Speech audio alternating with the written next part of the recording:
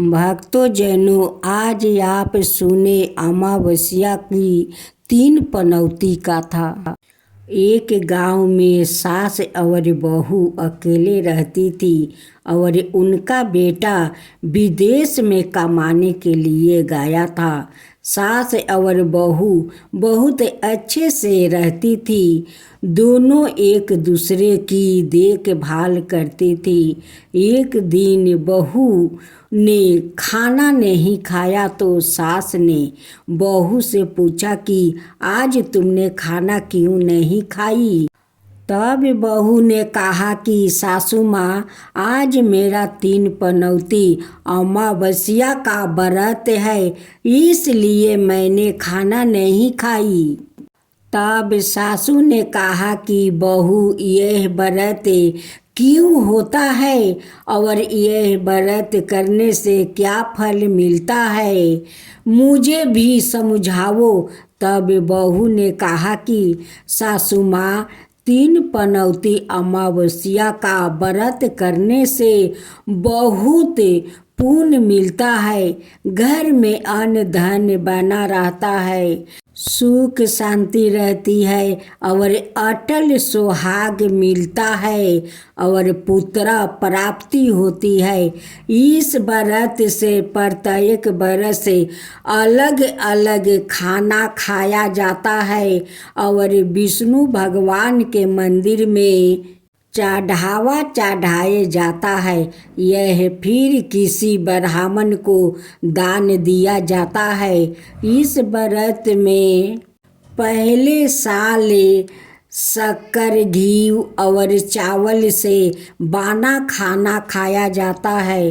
पहले साल व्रत पूर्ण होने के बाद 1.25 किलो चावल और 1 कटोरी घी और 1 कटोरी शक्कर का दान किसी ब्राह्मण को दान दिया जाता है। दूसरे साल जौ, घी और शक्कर से बना खाना खाया जाता है। जब दूसरे साल व्रत पूर्ण हो जाए तो 1.25 किलो जौ, 1 कटोरी घी और 1 कटोरी शक्कर किसी मंदिर में चढ़ाए, फिर किसी ब्राह्मण को दान देना होता है। तीसरे साल गुड़, तिल और घी से बने भोजन खाने चाहिए। जब तीसरे साल व्रत पूर्ण हो जाए तो आधा किलो तिल, गुड़ और 1 कटोरी घी किसी मंदिर में चढ़ाया जाता या फिर किसी ब्राह्मण को दान दिया जाता है। ऐसे ही 3 पनौती अमावस्या व्रत कहा जाता है। फिर बहू ने कहा कि इस व्रत का अगर संकल्प लेते हैं तो इसे पूरा करना जरूरी होता है। अगर पूरा नहीं कर सकते हैं तो सास बहू में झगड़ा और घर में अशांति आती है। तब सासू ने कहा कि मेरी तो उम्र हो गई है, लेकिन तुम यह व्रत करो। और बहू यह व्रत का आरंभ करती है। लेकिन एक दिन बहू ने किसी के कहने पर गेहूं से बनी रोटी खा ली और अमावस्या माता इस बात से नाराज हो गई। जो सास और बहू बहुत ही प्यार से रहती थी, इन दोनों में झगड़ा शुरू होने लगी। सभी गांव वाले भी हैरान हो गया कि यह सब क्यों हो रहा है। सास अपनी बहू को कहने लगी कि तुम जब से हमारे घर में बहू बन के आई हो, तब से हमारे घर की लक्ष्मी चली गई है। तुम हमारे लिए शुभ नहीं हो। तब बहू ने कहा कि आपके घर की लक्ष्मी चली गई है तो कहाँ मिलेगी, मुझे बताओ। मैं लक्ष्मी को लेकर आऊंगी। तब सासू ने कहा कि लक्ष्मी तुमको समुंदर के बीच में भगवान विष्णु के पैरों दबाते हुए मिलेगी। तब बहू यह कहकर चली जाती है कि अब जब तक मैं लक्ष्मी को लेके नहीं आऊंगी तब तक इस घर में पैर नहीं रखूंगी। इतना कहकर बहू लक्ष्मी की खोज में निकल जाती है। जब बहू लक्ष्मी को खोजने के लिए निकलती है तब उसे बीच रास्ते में एक गाय माता मिलती है। वो बहू से पूछती है कि आप कहाँ जा रही है। तब बहू ने कहा कि हे गाय माता, मेरी सासू मुझे कहती है कि मेरे आने से उनके घर में अन्न धन की कमी हो गई है और उनके घर की लक्ष्मी चली गई है, तो मैं लक्ष्मी को लेने जा रही हूँ। तब गाय माता ने कहा कि हे बेटी, अगर तुम जा ही रही हो तो भगवान से मेरे बारे में भी पूछ लेना। तब बहू बोलती है कि ठीक है गाय माता, बताओ, मैं आपके बारे में भी पूछ लूँगी। तब गाय माता बोलती है कि मेरे जब भी बछड़ा होता है वो मर जाता है, जिंदा नहीं रहता है। तुम भगवान से पूछ लेना कि मेरे साथ ऐसा क्यों हो रहा है, मैंने ऐसा कौन सा कर्म किया है। तब बहू बोली, गाय माता, मैं आपके बारे में ज़रूर पूछ लूँगी। यह कहकर बहू आगे बढ़ती है। अब आगे जाते ही बहू को एक घोड़ी मिलती है जिसके गले में घंटी बंधी हुई होती है। घोड़ी ने भी कहा कि बेटी, तुम मेरे दुख का निवारण भी भगवान से पूछ लेना। तब बहू ने कहा, जरूर पूछ लूँगी। यह कहकर बहू आगे बढ़ती है। आगे जाते ही बहू को एक अंधा और बहरा बुजुर्ग मिलता है। वो भी बहू से अपनी समस्या भगवान से पूछने के लिए कहता है। तब बहू उसकी समस्या भी भगवान से पूछने का कह कर आगे बढ़ती है। आगे जाते ही बहू को एक बुढ़िया औरत मिलती है जो हाथ और पैर से अपाहिज हो जाती है। वो भी बहू से अपनी समस्या भगवान को पूछने के लिए कहती है। तब बहू उसे समस्या को भी पूछने के लिए तैयार हो जाती है और आगे बढ़ती है। आगे जाते ही बहू थक जाती है और एक आम के पेड़ के नीचे बैठ जाती है। तब आम का पेड़ खुश होकर बहू से पूछता है कि बेटी, तुम कहाँ से आई और कहाँ जा रही हो। तब बहू बताती है वो लक्ष्मी को लेने जा रही है।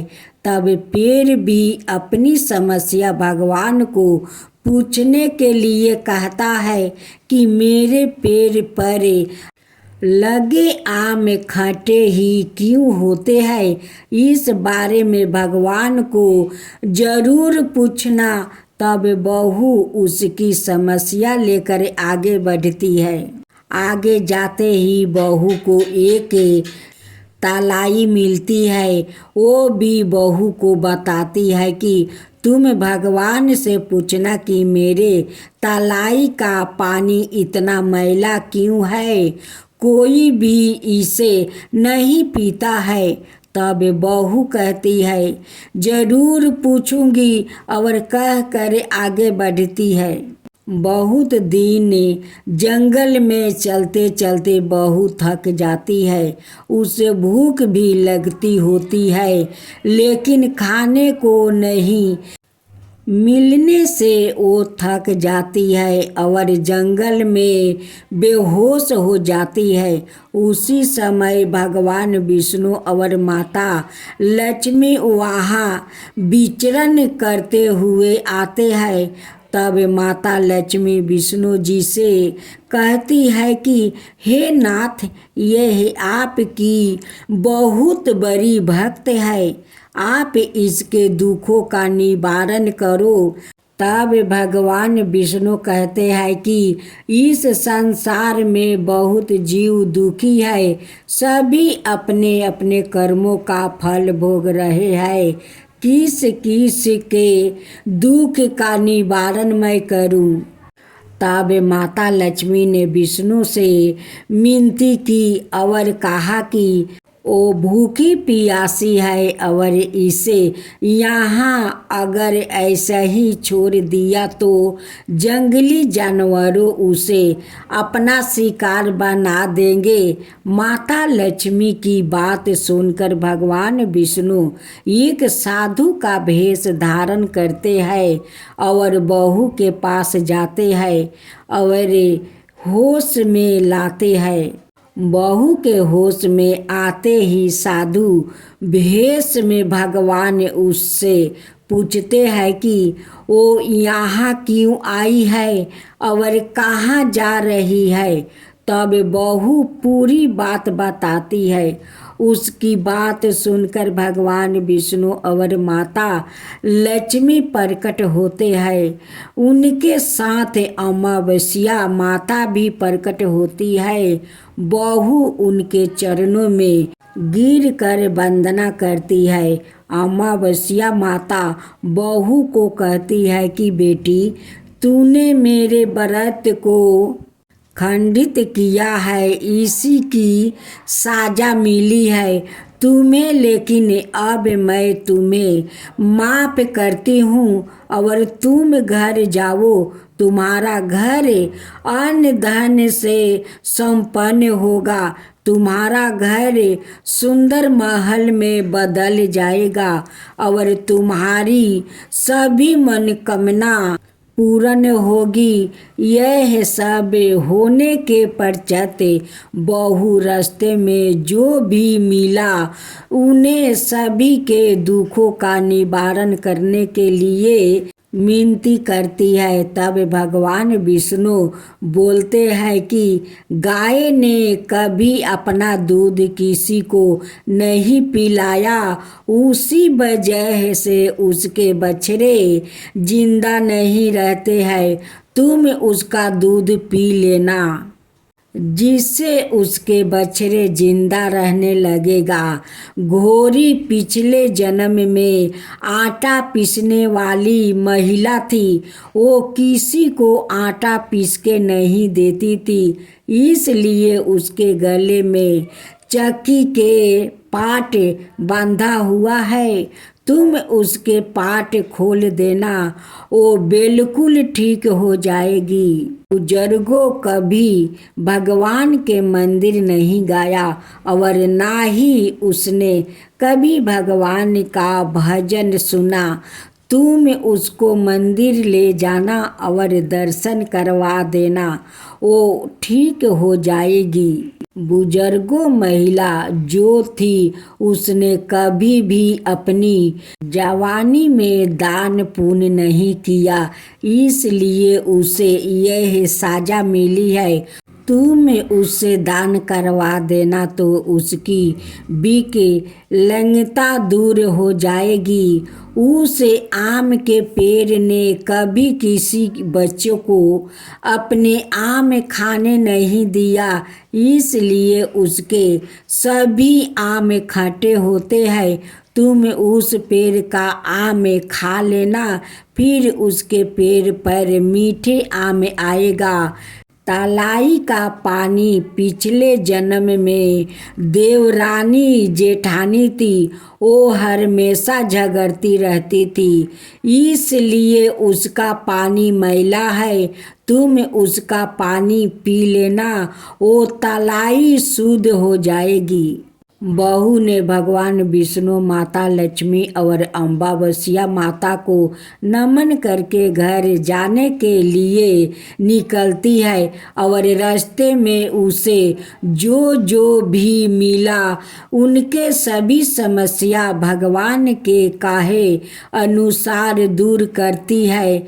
सभी उसे आशीर्वाद देते हैं। घर जाते ही उसका घर एक सुंदर महल में परिवर्तित हो जाता है और घर में अन्न धन भरा मिलता है। अब बहू सास से कहती है कि सासू माँ, आपने सच कहा था, मैं आपका लिए शुभ नहीं हूँ। मेरे जाने से ही आपके घर में लक्ष्मी आई है। अब आप यहाँ रहे, मैं मरने जा रही हूँ। तब सासू ने कहा कि हे बेटी, यह सब तुम्हारे पनौती अमावस्या व्रत का फल हमें मिला है। तुम यहाँ पर ही रहोगी, कहीं नहीं जाओगी। और सास बहू खुशी खुशी रहने लगे। एक दिन उसका बेटा भी विदेश से लौट आया और घर में यह सब देखा। तब उसकी माँ ने सब बात उसे बताई। इस तरह वो लोग खुशी खुशी रहने लगे। खूब सुंदर तुलसी की गाथा। तुलसी माता की जय हो, तुलसी माता की जय हो। एक छोटी सी तुलसी रास्ते में बैठी हुई थी, आशा लगाकर कि कोई भी तो मुझे ले जाएगा। एक दिन एक गौ माता आई। उनकी बछड़ा बहुत बीमार था। उस तुलसी से कहती है कि हे तुलसी, मुझे 2 पाता दो, मेरा बच्चा बहुत बीमार है, तुम्हारा पतिया खा लेगा तो मेरा बच्चा ठीक हो जाएगा। वो छोटी तुलसी कहती है कि मैं कैसे तुम्हें पाता दे दूं, मैं तो ऐसा ही छोटी हूँ। अगर अपना पतिया तुम्हें दे दूंगी, मैं अपना शरीर को ठंडक कैसे दूंगी, मैं तुम्हें पतिया नहीं दे सकती हूँ। गौ माता कहती है कि नहीं तुलसी, मुझे 2 पतिया दे दो कि मेरा बच्चा खाकर वो ठीक हो जाए। जब छोटी सी तुलसी अपना पतिया नहीं दी तो गौ माता को बहुत दुख हुआ। वो कहने लगी कि तुलसी, मेरे बच्चा तो बहुत बीमार है, मैं आज तुम्हें श्राप देती हूँ कि तुम इसी रास्ते में तड़पती रहोगी, कोई तुम्हें नहीं उठाकर ले जाएगा और नहीं तुम्हारा आवाज़ किसी तक पहुँचेगा। तुम इसी रास्ते में तुम तड़पती रहोगी, कभी तुम बड़ी नहीं होगी। यही पर छोटी बन कर रहना, ये मेरी अभिशाप है, तुम तड़पते रहना। तुलसी कहने लगी कि नहीं गौ माता, ऐसे मुझे श्राप मत दीजिए। गौ माता कहने लगी कि मैं तो तुम्हें श्राप दे दिया, अब तो श्राप मैं वापस नहीं ले सकता हूँ। तुलसी कहने लगी कि हाँ, अब तो आप श्राप नहीं ले सकती है, लेकिन कोई तो उपाय बताइए कि मेरी आवाज़ उस तक जाए और वो मुझे ले जाए अपना घर। गौ माता कहती है कि हाँ, इसी रास्ते से कोई पशु आएगा और तुम्हारा आवाज़ वही पशु सुनेगा और वही पशु तुम्हें उठाकर ले जाएगा, तभी तुम किसी को घर जा सकती हो। गौ माता कहकर चली गई। एक के गांव में एक साहूकार था। उस साहूकार ने बहुत दिन से माँ तुलसी का वो पौधा खोज रही थी, लेकिन तुलसी पौधा उन्हें नहीं मिला। वो साहूकार एक कुत्ता को पोस रखा था। वो कुत्ता एक दिन उसी रास्ता से आ रहा था तो माँ तुलसी बोला रही थी कि कोई तो मुझे ले चलो, कोई तो मुझे ले चलो, इस रास्ते से कोई तो मुझे ले चलो। उस तुलसी का आवाज़ उस कुत्ता तक पहुँच जाता है। कुत्ता चारों दिगे खोजने लगता है कि कौन ऐसा आदमी है कि बोलता है कि मुझे ले चलो, मुझे ले चलो। कूता जब कुछ और आगे बढ़ा तो उस छोटी सा तुलसी पर नजर पड़ा। वो कहने लगे कि यही तुलसी ना पुकार रही है।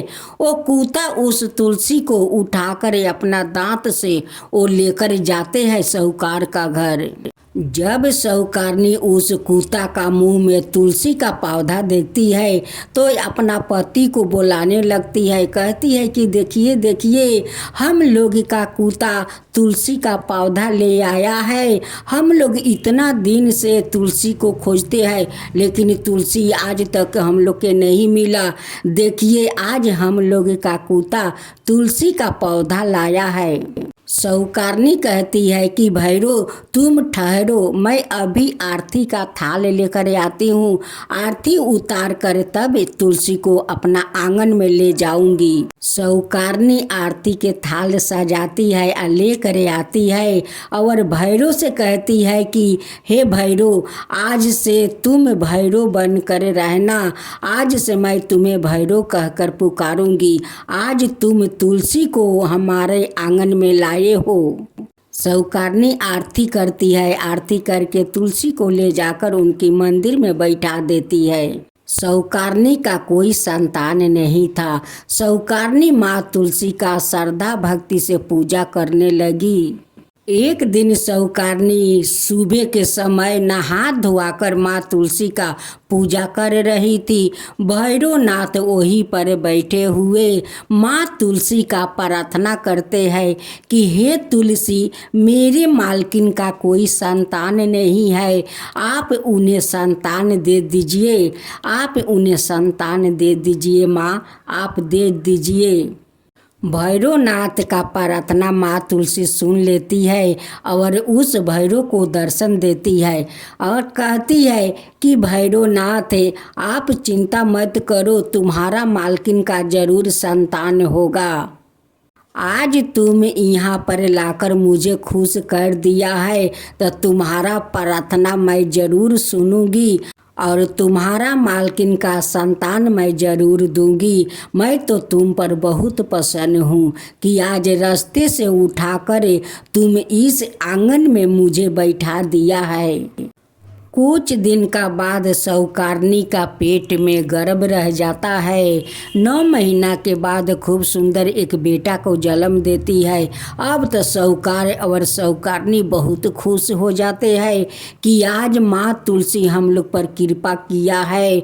हम लोग कितना दिन से माँ तुलसी को खोज रहे हैं लेकिन मिली नहीं। आज तो भैरवनाथ माँ तुलसी को ले आकर तो चमत्कार कर दिया है।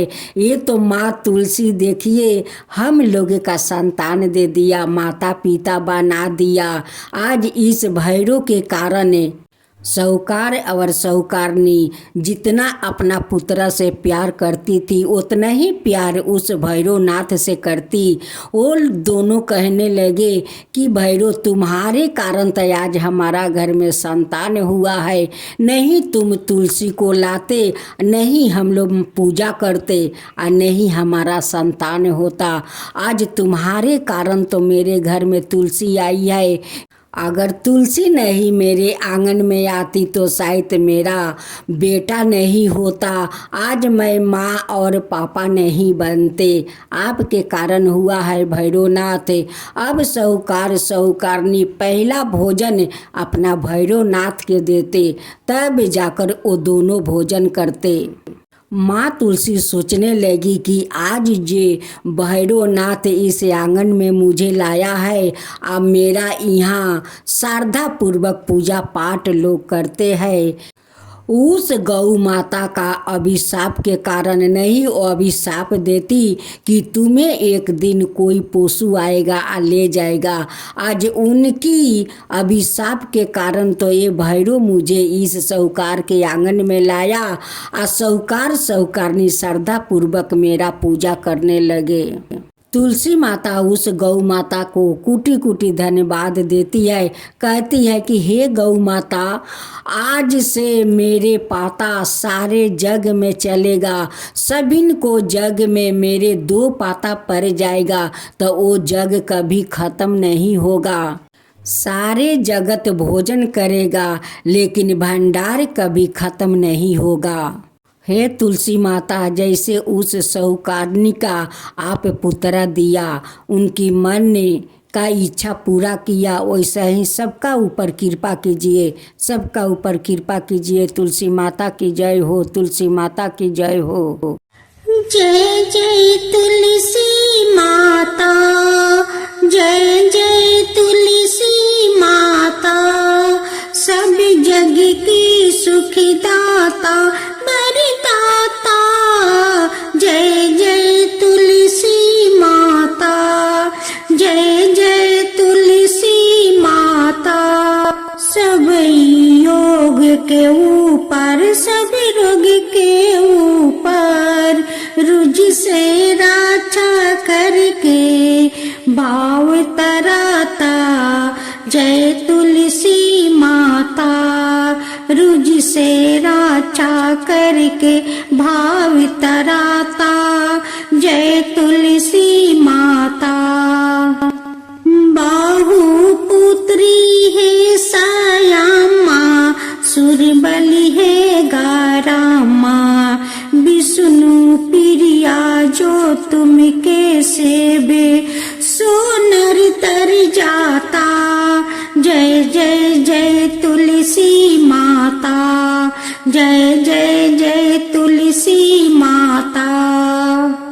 हरि कैसे सभी राजते, त्रिभुवन से हो बनती थी, पतित जनों की तारानी तुम्हें हो भी खाता। जय जय तुलसी माता, जय जय तुलसी माता। लेकर जन्म बिजन में आई, दिव्य भवन में मानव लोगी तुम ही से सुख सनपति पाता। मानव लोग तुम ही से सुख सनपति पाता। जय जय तुलसी माता, जय जय तुलसी माता।